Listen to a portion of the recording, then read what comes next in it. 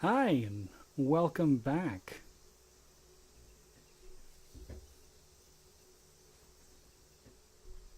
We're going to be talking about tate mai, but we're also going to be doing a little bit about slang here. And we're going to be doing this for Little Mike. So, Little Mike, what would you like to know about slang in Japan?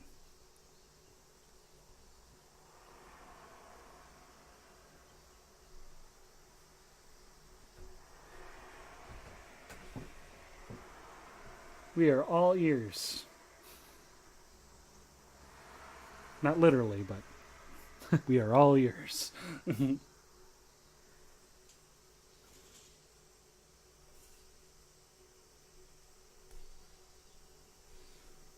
Anything specific to do with slang that you would like to know?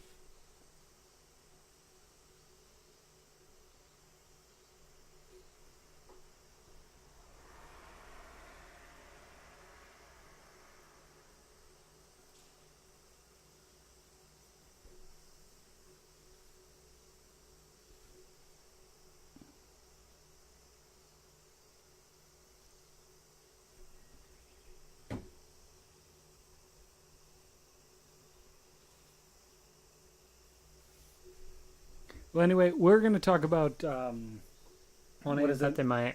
Hone to tate mai. Mm. While we wait to hear from Mike here. Anyway, so first thing we'll talk about with hone to tate mai. Hone refers to one's actual thoughts. Tate mai, while some people would call it lying, I wouldn't call it lying. It's what is socially acceptable to say in a situation that would not cause confrontation. Yes.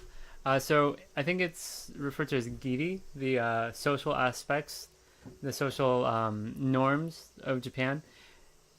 With so many people living on an island together, avoiding conflict is really important, and it's something that's always been part of Japanese culture. Mm-hmm. So they want to avoid conflicts as much as they can, so they don't have to have so much trouble. So Right. they created Hone and Tatemae. Right. So, and it works well if you're Japanese and you understand how the system works. But if you're a foreigner coming in, sometimes it can be a little bit much. Yeah, a lot of people when they first come to Japan and they don't know much about it, they would call this Japanese people being two-faced. Yes. Yeah, you hear that a lot. Yes. Japanese people being two-faced, where they have harmony within the workplace, but then outside of the workplace, they can say their true feelings. They can really express themselves. Right. There's I keep forgetting the name of the guy who created this, but there's a Japanese philosopher that says that every person wears three masks. Ooh.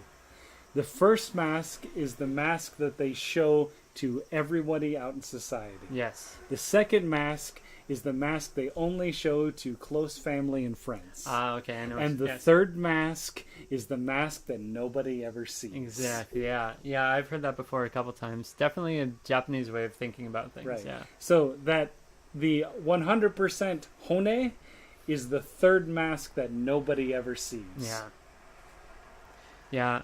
When you live in Japan for a while, you definitely come to realize that there are certain social aspects and social norms that you do need to abide by, especially within the senpai system and the business world. Yep. So, like, one of the major things, like, if you were to cook food, no matter how horribly you butchered it, a Japanese person would eat it and say it was amazing. Yeah.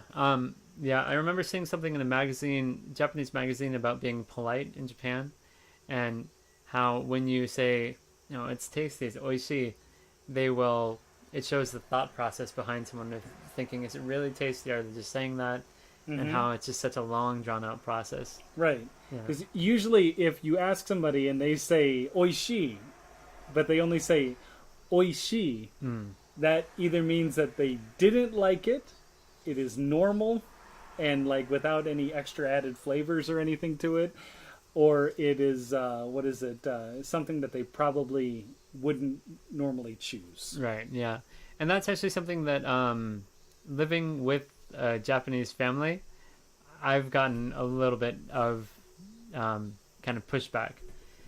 So I always say, just, oh, ishigata, it's very delicious. But then I always get sometimes, especially when my wife cooks, that my mother-in-law will hit me in the ribs and say, this is delicious. Say it's really good. I really enjoyed this part. Say it.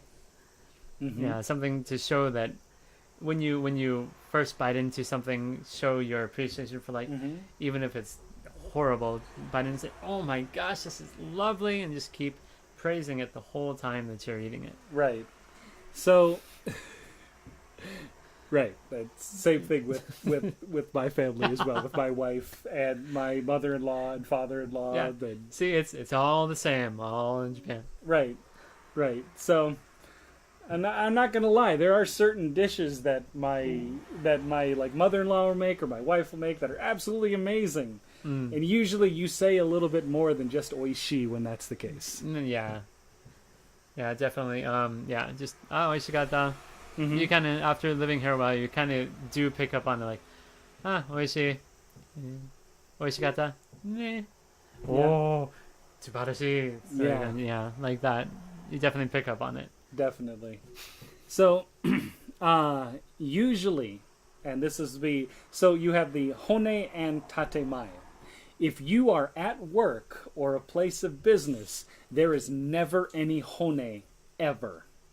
At any time, you will never see it. It does not exist. Yeah, I mean, yeah, definitely. I mean, if you're working for a Western company, of course you'll see that here in Japan. Citibank or anything like any of those that deal with more foreigners. There's more of that, but within anything else in Japan, the schooling system or banks or anything else, yeah, it's always tatemae. It's never Yeah. anything else. It's more along the lines of we're both teachers, right? So go to a school, we have our teacher that we're teaching with in this class, and they're like, think of an activity. And they'll say that to you. Then you go to the teacher and say, hey, look, I've got this, this, and this. The timetable's all set out. I got everything all ready to go. Everything looks great. It's fantastic.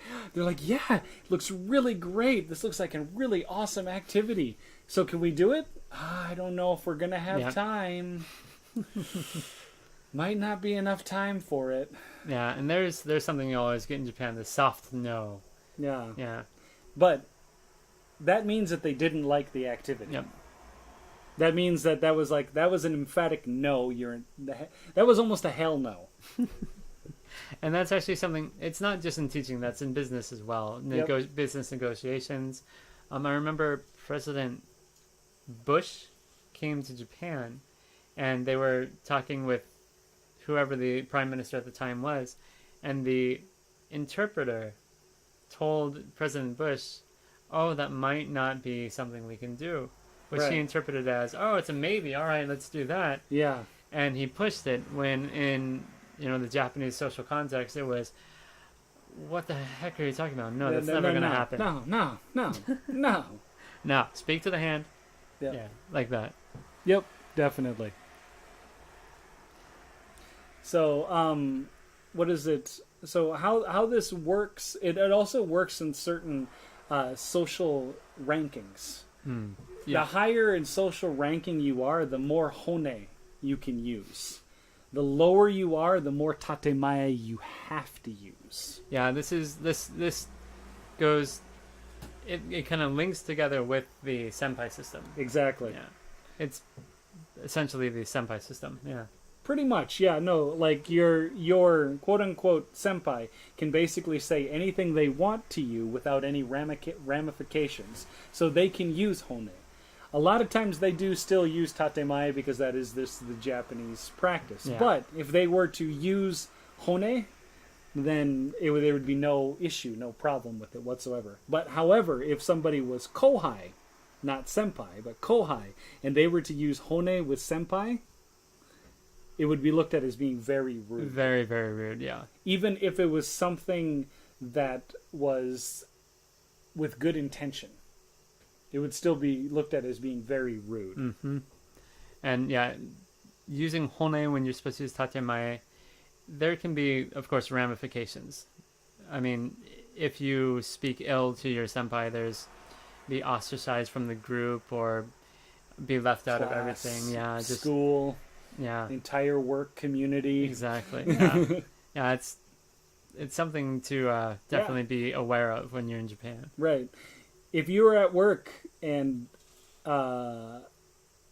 one day there is nobody talks to you for an entire 8 hours, you screwed up somewhere. Something, yeah. You need to go back and figure out where you screwed up, apologize profusely, and then wait the 3 months for everybody to get over it. If they ever do get over it. Right. Yeah. Right, because it can be longer than 3 months, especially if it was a continuation of the same screw up. Yeah. Yeah, Japanese people tend to they can hold a grudge, definitely, if you No. Do. well, yeah. But they can hold a long grudge if you're Yeah. not careful. Exactly. Yeah. And like you could dig yourself into a hole that you can never get out of. Yeah, and I think this is something that a lot of foreigners do get in trouble with. Oh yeah, when they come. definitely. I think I do think that the Japanese give foreigners a little bit of leeway, but especially when they're here, A little bit. yeah, especially when they're here for right away. But people like me and you have been here more than Well, a year. The other thing is that we both have a Japanese wife. And because we have a Japanese wife, their automatic assumption is that your wife should have told you. Yeah, we're Japanese wife, Japanese in-laws, part of the Japanese community we live in. So Yep. yeah, it's kind of it kind of gets pushed on you, and you realize very quickly. Yeah. Yeah, it's because like there'll be events that go on like with your work group. If you are being quote unquote ostracized, everybody will be going to an event and they'll talk about it, but they'll have never invited you to Yeah. go with them. Yeah, that's true. Right. Or if in mid conversation someone has to politely while smiling big excuse themselves because they're really busy, yeah, they are you are in big trouble. Yeah. It's just interesting to think about daily life and daily work life and talk about all this. To make it so it doesn't sound mean, because this is actually going to sound rather mean, but think of it as a lot like everybody is in 8th grade and they're popular kids. Everybody is in 8th grade and they're popular kids. How do popular kids ostracize other popular kids?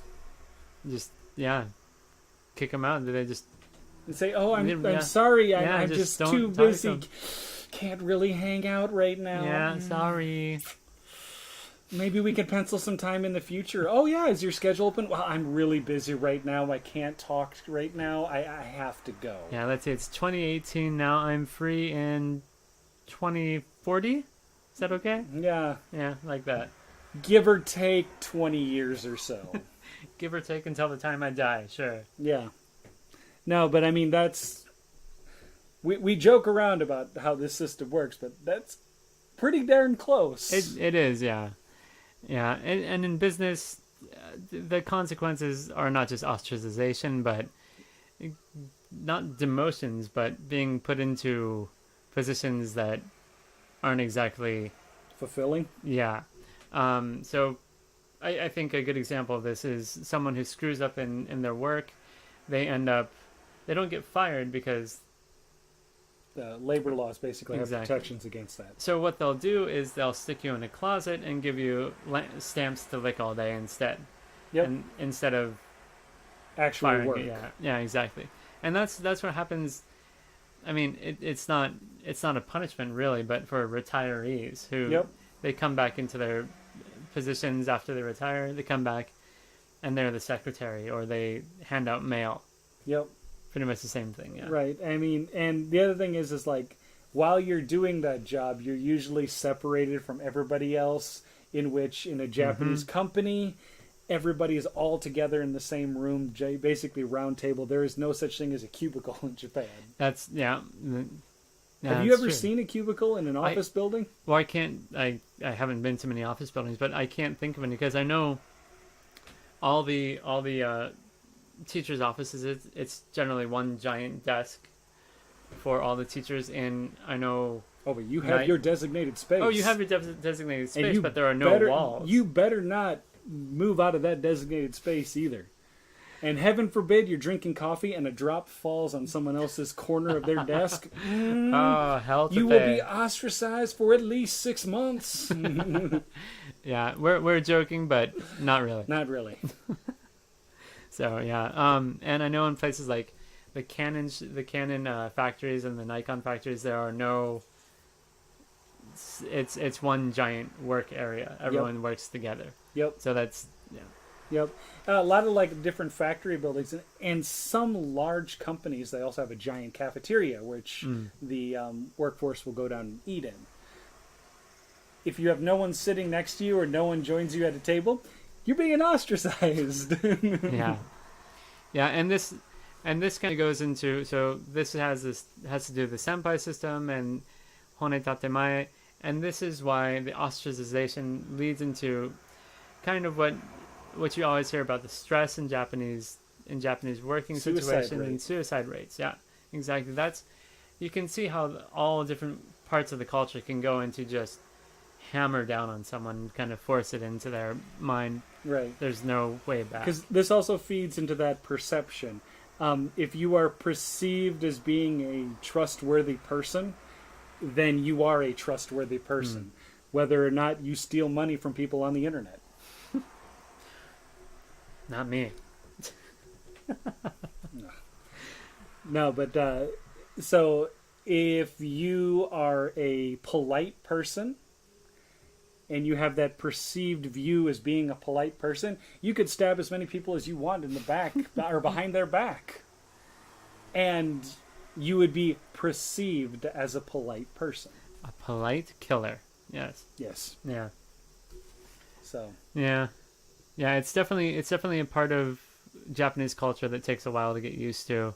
And if you don't think you can handle it, Japan might not be a good fit. right. The thing is that what you're going to make a mistake. Of course. You're everyone going does, to make yeah. a mistake. And you have to understand that Japan doesn't forgive mistakes. And you're going to go through the ostracization process at some point Yep. in a career, at some point. Oh, what you? White guys talking about Asian culture. My weeb radar is eating. I'm a quarter Japanese. Thank you very much. Yeah. Nah, it's really, that's hilarious, man. That's really hilarious. Now, I've been here 7 years. 10 years. And I wouldn't consider myself a weeb at all. I'm from the United States. I go back regularly, and I like being from the United States. So, Yeah. and the thing is, I have my family here. I've got a house, a wife. What is it? Kids, mortgage, Yeah. car Farm, loans, everything. farm. I mean, it's one of those things like it's just the way life is. Yeah. Yeah. Well, while we're on this kind of stuff, why don't we talk about some slang in Japan? Slang. Oh, definitely. Yeah, since we're on to weeb and stuff like that. Yep. So, the slang in Japan, there's a lot of different hogen and slang and stuff like that. Right. Usually, different regions have different words that they're going to use for that. Yeah, like where I live, it's called zuzuben, and for drink we have nomain, or to eat again, things like that, instead of nonde, tabete, Yeah. things like that. Or like in Akita, everyone like nenene, Ne. which means ne nakere banaranai, means that I have to go to bed. Oh wow, okay, there you go. So like you will either say that I have to go to bed, or you're talking about your kids and you say your kids have to go to bed. So you turn to your kid and go nenene, and the kid's like hi, and then walks away. Yeah, some other things. Kanto, the Kanto dialect. One thing that pretty much everyone in Japan knows is Kanto is one of the hardest dialects. Yep. I think, The only thing I know from there is okini, which is thank you, pretty much. Yeah, yeah. Kanto. It's Kanto. Are you guys talking Kansai? Is it Kansai? Kanto is Tokyo region. Okay, so it's got to be Kansai. Kansai Ben. Kansai Yeah, Ben. Kansai is the like Osaka area. Yeah, yeah. Yeah, Kansai. Like everybody, even Japanese people say they can't understand Kansai. Oh yeah, it's Like Osaka Ben or any in that area. Like a lot of them say, like it almost seems like a completely different language. yeah, yeah. You hear that a lot.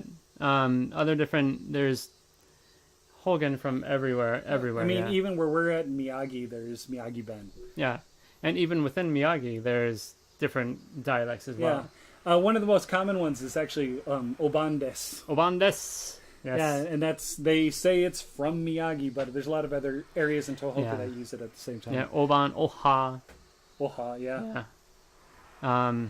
Yeah. What are some of the ones you use a lot, or that you like to use? Nda. Nda. Yeah. Nda. Yep, that's Akita Ben. Or is that Akita? Yeah, Oh, okay. yeah. Like you go anywhere in Akita, and instead of saying, like in standard Japanese, where you have to say ne at the end of a sentence, like saying right, in Akita Ben it's nda. Nda. Wow. Okay. I thought that was Miyagi. No, Wow. Nda. but like quite literally, you go anywhere, all you hear is nda everywhere. Like people, when they instead of saying ne, it's like nda, nda, nda. Yeah. Like my father-in-law, thick Akita Ben, like thick Akita accent. It's been a long 4 years, and technically 5. We've been dating 6 years now. Well, we've known each other for 6 years, been married for 4 years, Right. and I've known her father throughout that period. And I still have a hard time understanding him. Yeah. Yeah. It's One of my favorites, Undabai. Undabai. Undabai. Undabai. Let's see. Whatever, man. Whatever. Whatever. Interesting. Yeah, no, that's one of my favorite ones. Let's see. One of the ones I use a lot is izue. You see? Yep, izue. It just izue. It doesn't fit right. It doesn't feel right. Yeah. Oh, actually, contextually, dochi demo ii, Yeah. do demo ii. Mm. Do demo ii is basically saying I don't care. Oh, really? Yeah. If you say do demo ii to somebody, like do demo ii basically means you can pick anyone you want. So it's like okay. either is okay. But if you say that in the context of saying like if your wife comes to you and say, which dress looks nice, the pink dress or the green dress? And you go, do demo ii. If you say that, even if you say that in like a kind, like do demo ii yo, like that, like in a kind setting and whatnot, it's automatically perceived as being like a slap in the face. Yeah. Huh. Interesting. And it doesn't matter any variation, whether you're using the polite form or the impolite form. Any way you say it, basically is a slap in the face. Huh. Interesting.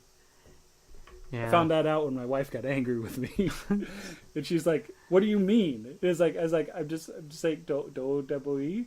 She's like, "That's really rude," and I'm like, "I meant it in its grammatical form, like its actual syntactic form without any context." And she's like, "Oh, okay." Yeah. Yeah. Japan's a wonderful place with a lot of different slang, and it would be a challenge to learn any one of them, I think. Oh yeah, definitely. Well, there are certain ones that are I don't want to say more intelligible, but more intelligible than other ones. Like like this group can speak with this group Right. very well, but there are some that are very very difficult. Right. Yeah. I think so Kansai is probably one of the most difficult. Another one that's pretty difficult seems to be the Okinawan. Yeah. Yeah, Okinawan's just completely different. Have you ever watched what is it like variety shows on TV, and you see like there's a show like Honma Deka, Right. and Honma Deka is actually Osaka Ben. Really? Yeah, Oh.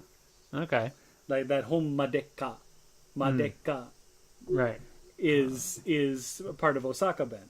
Oh, interesting. And the funny thing about it is like they have like the subtitles underneath that they write in Japanese, and every now and then, like you'll have like Sanma will say something in a thick Osaka Ben, and then Right. they'll have like the standard Japanese written underneath. Yeah, and that's something I want to bring up. A lot of people when they come to Japan, they notice that there's subtitles under everything, and a lot of people say it's racist, even when foreigners are speaking perfect Japanese. Yeah, It's not because no one can understand the Japanese. Everyone gets subtitles. It's because of the dialects.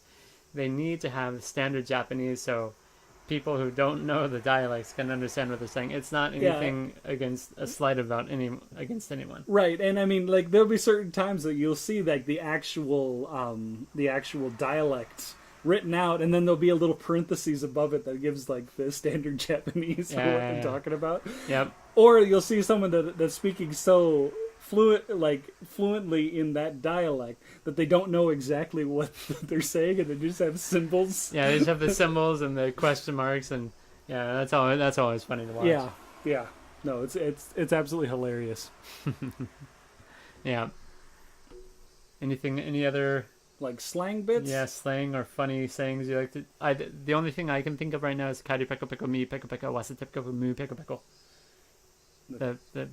The tongue twisters. Tongue I like twisters? tongue twisters. Yeah, or what is it? The gasu basu bakuhatsu. Yeah, what is it? Oh, you're gonna give me Basu gasu bakuhatsu. something like that. Yeah. Or what is it? Momomo sumomo momomo no momo no uchi. Yeah. There's so many. Yeah, the Haikichi kotoba, the tongue twisters in Japanese. Yeah. It's a really good way to study because you'll learn a lot. Oh, It's definitely. super difficult as well. Yeah. Anything else you can think of? Not really, but going back to tatemae, Yes. which is our main topic with this here, it's definitely something to watch out for, and make sure that when you're constructing your sentences in Japanese, that you're softening the blow of everything that you're going to say. Because the more straightforward something sounds, the more hone it seems. Yeah, the roundabout way of saying everything. Yeah. Exactly. Everything in Japan is round. Well, we got a chime. All right. We should probably stop here for today. Yep, I think we're going to be done for today. Want to thank everybody for coming out, Yeah, and thank you very much. everybody in chat for giving us some great information. It is noon now, so Yep. we will talk to you later. And you can catch us on Twitter and Facebook. We also have Discord. I'll be adding that information later. And we are the 4T Podcast, and we will talk to you later. See you. Bye-bye.